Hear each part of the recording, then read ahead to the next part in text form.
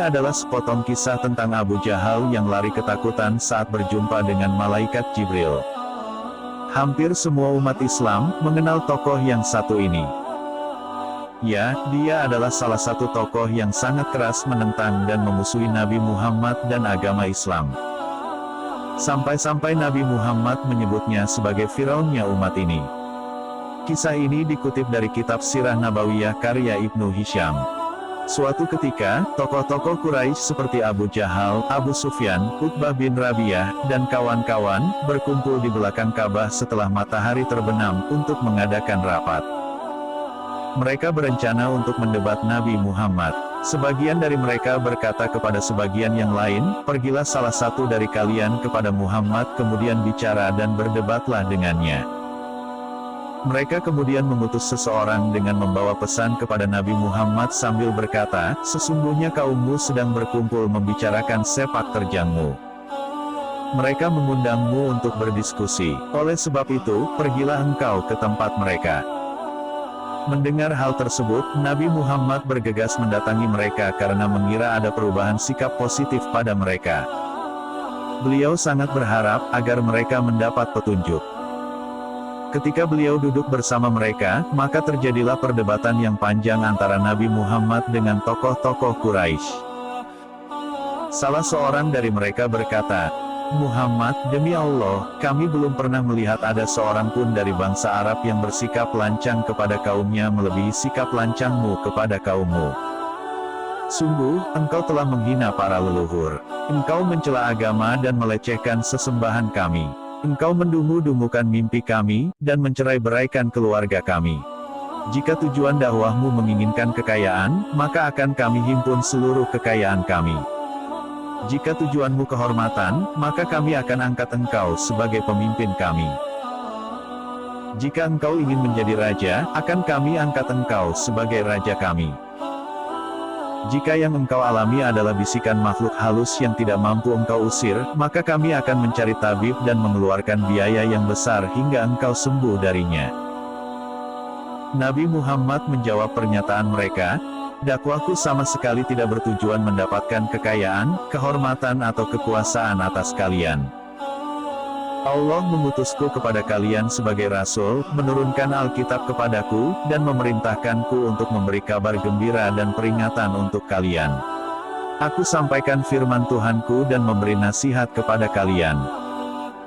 Jika kalian menerima apa yang aku bawa, maka selamatlah kalian di dunia dan akhirat. Sebaliknya jika kalian menolak, aku bersabar terhadap perintah Allah hingga Dia memutuskan persoalan di antara kita." Pembesar-pembesar Quraisy berkata, "Wahai Muhammad, jika engkau tetap keras kepala seperti ini maka ketahuilah, bahwa tidak ada seorang pun yang lebih sempit daerahnya, dan lebih sedikit persediaan airnya, dan lebih keras kehidupannya dari kami. Oleh karena itu, berdoalah kepada Tuhanmu agar Dia menggoncang gunung-gunung yang menyempitkan kami, meluaskan daerah kami, mengalirkan sungai-sungai seperti sungai Syam dan Irak untuk kami di dalamnya." Dialog tersebut terus berlanjut, dan kaum Quraisy terus mengajukan permintaan untuk dikabulkan oleh Nabi Muhammad. Hingga Nabi menjawab, "Aku diutus kepada kalian bukan untuk mengabulkan permohonan mistis kalian. Sesungguhnya Allah mengutusku dengan apa yang kalian saksikan saat ini. Sungguh, telah aku sampaikan kepada kalian firman Tuhanku. Jika kalian menerimanya, itulah keselamatan kalian di dunia dan akhirat." Permintaan dan tawaran para tokoh Quraisy tersebut diabadikan dalam Al-Quran yang artinya, "Dan mereka berkata, kami tidak akan percaya kepadamu Muhammad sebelum engkau memancarkan mata air dari bumi untuk kami. Atau engkau mempunyai sebuah kebun kurma dan anggur, lalu engkau alirkan di celah-celahnya, sungai yang deras alirannya. Atau engkau jatuhkan langit berkeping-keping atas kami, sebagaimana engkau katakan, atau sebelum engkau datangkan Allah dan para malaikat berhadapan muka dengan kami." Usai berdebat, beliau bangkit dan diikuti Abdullah bin Abu Umayyah lalu ia berkata kepada Nabi Muhammad, "Hai Muhammad, kaummu telah mengajukan demikian banyak tawaran menggiurkan kepadamu, namun semuanya kau tolak. Mereka memintamu bukti akan kedudukanmu di sisi Allah sebagaimana pengakuanmu, agar membenarkanmu, dan mengikutimu, namun engkau tidak juga mengabulkannya. Mereka memintamu menunjukkan kesaktianmu hingga mereka mengetahui kelebihanmu atas mereka dan kedudukanmu di sisi Allah, namun engkau tidak juga mampu membuktikannya. Mereka meminta percepatan siksa yang engkau ancamkan kepada mereka, namun engkau tidak juga mewujudkannya. Demi Allah, sampai kapanpun aku tidak akan pernah mengimanimu hingga engkau membangun tangga ke langit, kemudian engkau naik ke langit melalui tangga itu dan aku melihatmu tiba di sana. Setelah itu engkau mengambil 4 malaikat yang memberi kesaksian untukmu bahwa yang engkau katakan memang benar. Demi Allah, jika engkau tidak mau melakukannya, jangan harap aku membenarkanmu. Kemudian Abdullah bin Abu Umayyah pergi meninggalkan Nabi Muhammad, dan Nabi Muhammad pulang dengan perasaan sedih karena apa yang beliau inginkan tidak tercapai. Dan mereka menjauh dari beliau. Lalu Abu Jahal berkata kepada kawan-kawannya, "Wahai orang-orang Quraisy, sesungguhnya Muhammad masih seperti dulu, tidak mau berhenti mencela agama kita, menghina leluhur kita, mendungu-dungukan mimpi-mimpi kita, dan menghina sesembahan kita.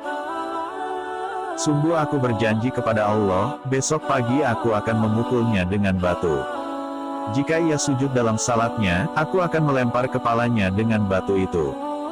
Jika itu terjadi, maka serahkan aku atau lindungi aku." Setelah itu, Bani Abdul Manaf bebas melakukan apa saja yang mereka suka kepadaku. Mereka berkata, "Demi Allah, kami tidak akan menyerahkanmu selama-lamanya. Lakukanlah apa yang engkau mau." Keesokan paginya, Abu Jahal menyiapkan batu sebagaimana yang dia janjikan, kemudian duduk menunggu kedatangan Nabi Muhammad. Sementara itu, Nabi Muhammad melakukan sholat sebagaimana yang biasa beliau lakukan. Saat itu, kiblat masih menghadap ke Syam. Jika hendak sholat, beliau berdiri di antara rukun Yamani dan Hajar Aswad dan menjadikan Ka'bah di antara beliau dengan Syam. Orang-orang Quraisy lalu berkumpul di ruang pertemuan mereka untuk melihat apa yang akan diperbuat Abu Jahal kepada Nabi Muhammad. Ketika sedang sujud, Abu Jahal mengambil batu dan berjalan ke arah Nabi Muhammad. Setelah mendekat pada beliau, Abu Jahal justru lari ketakutan dengan wajah yang berubah pucat hingga batu yang ada di tangannya pun terjatuh. Orang-orang Quraisy bergegas menemui Abu Jahal, dan berkata, "Apa yang terjadi denganmu wahai Abu Jahal?" Abu Jahal menjawab, "Aku berjalan kepada Muhammad untuk melakukan apa yang aku katakan pada kalian semalam. Saat aku dekat kepadanya, tiba-tiba muncullah seekor unta. Demi Allah, aku belum pernah melihat kepala, pangkal leher, dan taring unta seperti unta itu. Aku sangat takut unta tersebut akan menerkam diriku." Ada yang berkata bahwa Nabi Muhammad mengatakan itulah malaikat Jibril. Jika Abu Jahal tetap mendekat, pasti ia menerkam Abu Jahal.